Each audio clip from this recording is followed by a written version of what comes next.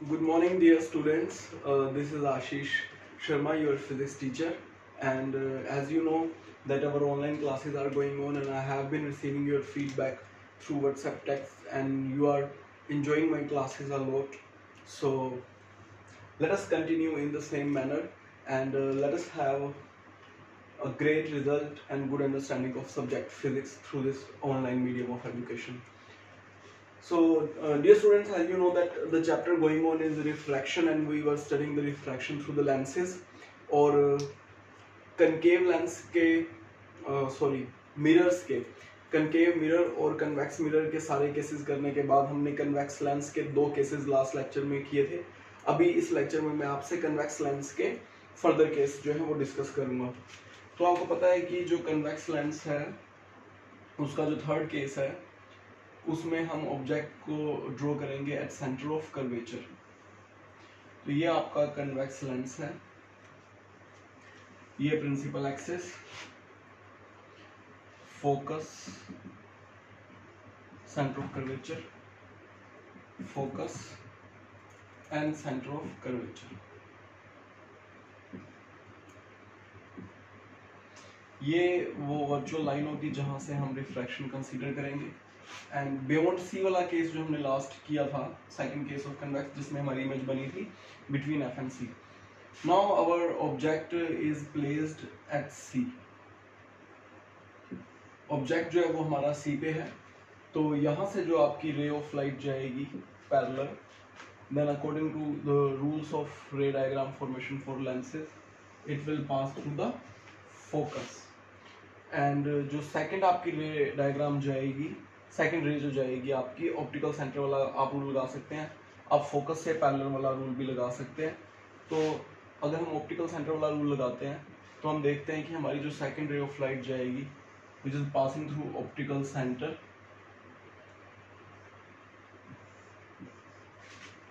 Will go undeviated. तो ये second रे हमारी अनडेविएटेड चली जाएगी। तो हम क्या देखते हैं कि अगर ए बी ऑब्जेक्ट हमारा यहाँ पे है तो ए डैश बी डैश हमारी जो इमेज है वो हमारी कहाँ बन जाती है, वो हमारी सेंटर ऑफ कर्वेचर पे ही बन जाती है, but on the other side end of same size. तो जैसे कनकेव मिरर में आपका सेंटर ऑफ कर्वेचर में जब ऑब्जेक्ट होता था तो उसकी इमेज सेंटर ऑफ कर्वेचर पे ही बन जाती थी, रियल एंड इन्वर्टेड।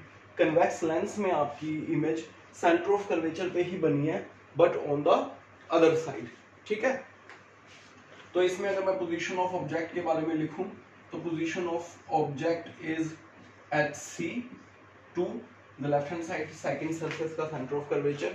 और अगर मैं पोजीशन ऑफ इमेज की बात करूं तो इमेज जो पोजीशन है इमेज की वो है at C1 centre of curvature on right hand side. अगर मैं बात करूं इमेज के साइज की तो it is of same size as that of object. अगर मैं बात करता हूँ इसके मैग्निफिकेशन की तो मैग्निफिकेशन इज इक्वल टू -1।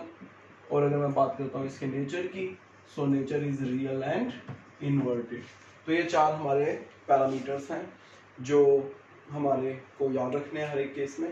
तो it was your case number 3। अगर केस 4 की बात करता हूँ मैं इसके बाद,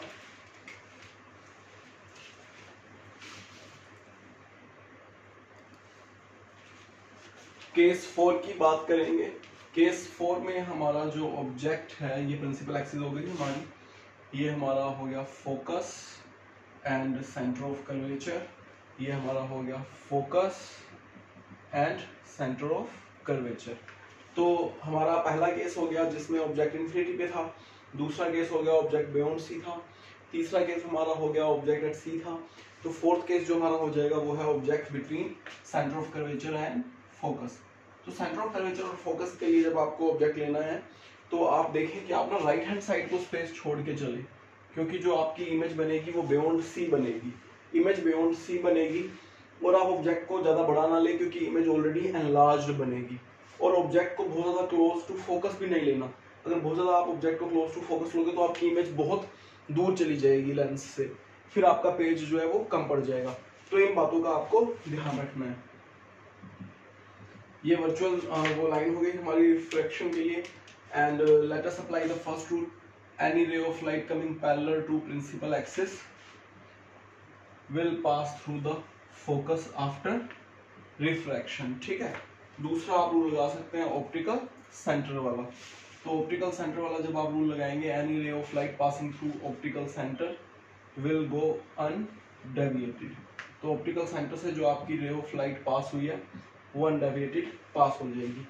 तो आप इस डायग्राम में देख सकते हैं कि after refraction rays of light are meeting at a point, और उसके बाद फिर ये डाइवर्जिंग हो जाएंगी। तो यहाँ पे हमारे पास इमेज बन गई, ये हमारा ऑब्जेक्ट है ए बी, और ये हमारे पास ए डैश बी डैश जो है इसकी इमेज बन गई यहाँ पे। तो आपके जो ऑब्जेक्ट की पोजीशन है वो क्या हो गई, वो हो गई बिटवीन C2 एंड F2। और हमारे अगर हम इमेज की डिटेल यहाँ पे लिखेंगे, जैसे अभी हम प्रीवियस केसेस के लिए लिख रहे थे, तो इमेज के लिए जब हम लिखेंगे तो इमेज की सबसे पहले पोजीशन, तो पोजीशन जो है इमेज की वो है हमारी बियॉन्ड C1। अगर हम बात करेंगे मैग्निफिकेशन का, तो आप देख सकते हो कि मैग्निफिकेशन नेगेटिव आएगा और जो अंदर वैल्यू आएगी वो ग्रेटर देन 1 आएगी, क्योंकि इमेज हमारी साइज में बड़ी है, मैग्नीफाइड है। तो साइज की अगर आप बात करेंगे तो जो इमेज है हमारी वो मैग्नीफाइड है। और अगर आप बात करेंगे नेचर की, जो नेचर है इमेज का वो है रियल एंड इन्वर्टेड। तो ये आपका जो है फोर्थ केस हो गया रे डायग्राम फॉर्मेशन का कन्वेक्स लेंस के लिए। You can go back again, you can practice. जब तक आप खुद से ये रे डायग्राम्स बनाने की प्रैक्टिस नहीं करेंगे ना, आप फर्स्ट अटेम्प्ट में पेपर में रे डायग्राम्स नहीं बना पाएंगे। तो please practise these ray diagrams, that is very important. Okay, let us move on to the next case.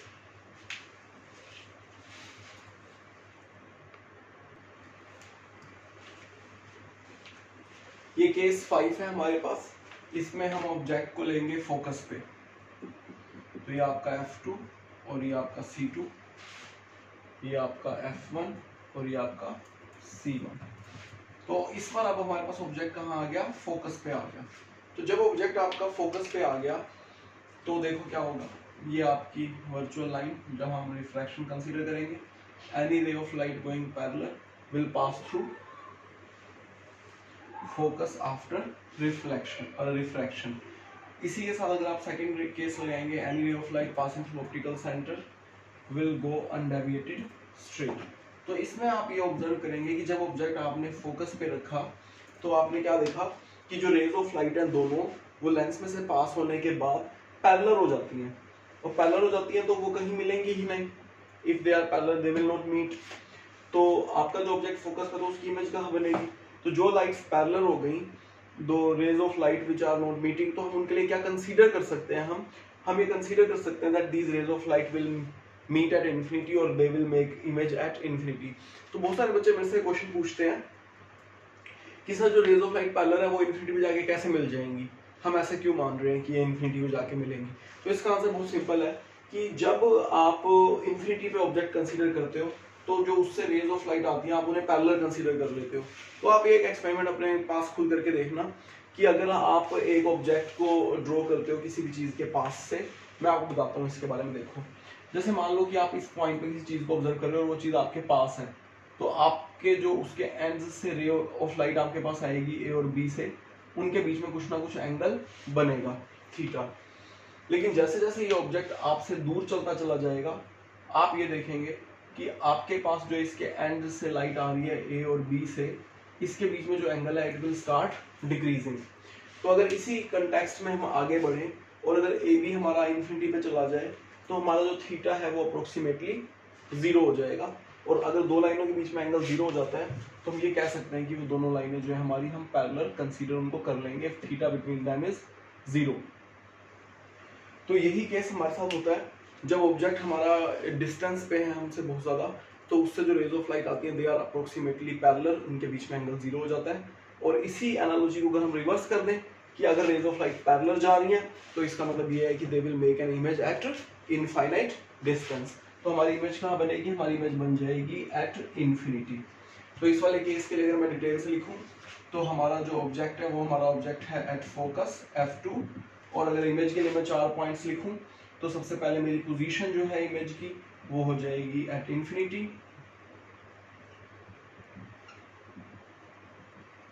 अगर मैं बात करूं मैग्निफिकेशन की तो मैग्निफिकेशन हो जाएगा नेगेटिव एंड इनफाइनाइट। अगर मैं बात करता हूं साइज की, साइज जो है वो हो जाएगा मेरा highly magnified, highly enlarged, you can write highly enlarged, ठीक है। और nature is real and inverted. तो इस तरीके से ये आपका फिफ्थ केस जो है कन्वेक्स लेंस का वो कंप्लीट हो जाता है यहाँ पे, ठीक है।